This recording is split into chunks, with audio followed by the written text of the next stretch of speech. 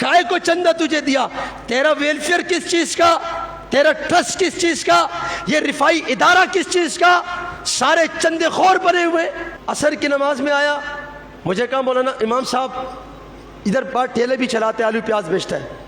कहा मेरी 2 साल की बच्ची, ये 2.5 साल की बच्ची कोई 2 या 3 मंजिल से गिर गई है और गिरने के बाद उसके लिए दुआ करो। 3 दिन हो गए, बहुत ज़्यादा रो रही है, जहाँ सुराख हो गया और बहुत ज़्यादा रो रही है और दुआ करो। मैंने कहा इलाज का बस 2 एक्सरे करवा दिए और हल्की फुल्की दवाई ले ली, लेकिन बेटी बहुत ज़्यादा रो रही है और रोने लग गया। कहा इलाज के भी मेरे पास पैसे नहीं हैं, मैं क्या करूं? मैंने कहा जना अस्पताल, कि जना अस्पताल चला जाऊंगा, मेरे पास सफ़र के भी पैसे नहीं। मैंने कहा क्यों? एम्बुलेंस का यहाँ से एम्बुलेंस कराया, 4000 रुपये मेरे एम्बुलेंस वाले ने लिए। 4000 रुपये।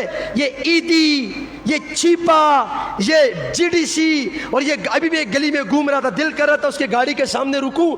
ये गलियों में चंदे करते हैं, चीपा वाले करते हैं, ये ईदी वाले करते हैं, ये जीडीसी वाले करते हैं, ये जितने भी एम्बुलेंस वाले मुल्क में चंदे करते हैं और चंदों के नाम पे अपनी जिंदगी बनाते, औलाद की जिंदगी बनाते, और गरीब का बच्चा मर रहा होगा उससे पैसे लेंगे।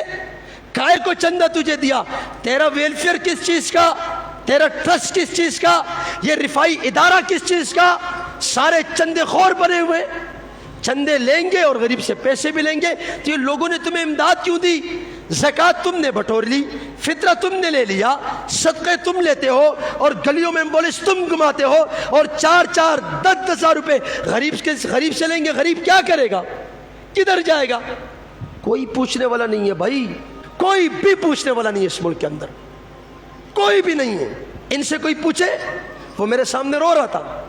कहा मौलाना इमाम साहब मैं 4000 5000 कहाँ से लाऊं?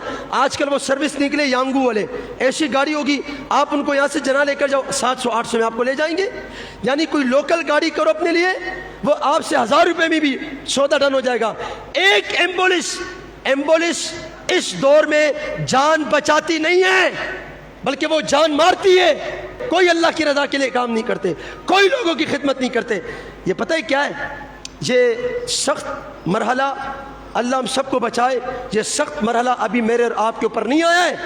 आपका जब अपना तड़प रहा हो और आप किसी एम्बुलेंस वाले को फ़ोन करो, वो नहीं आएगा, ड्रामे करेगा, वो नहीं आता है, वो ड्रामे करेगा। नहीं जी दूर है ये। भाई क्या है, तुम अगर कराची में हो, अगर एक गगर फाटक से लेकर अगर हब चौकी तक भी अगर कोई अस्पताल है, इस एम्बुलेंस वाले का काम है उसको लेकर जाए। लेकिन इनसे कौन पूछे? मैं पूछूं? अब इस एम्बुलेंस वाले का गिरबान मैं पकड़ूं? मौलवी यही काम करेगा, बस उनको इजाजत है। एम्बुलेंस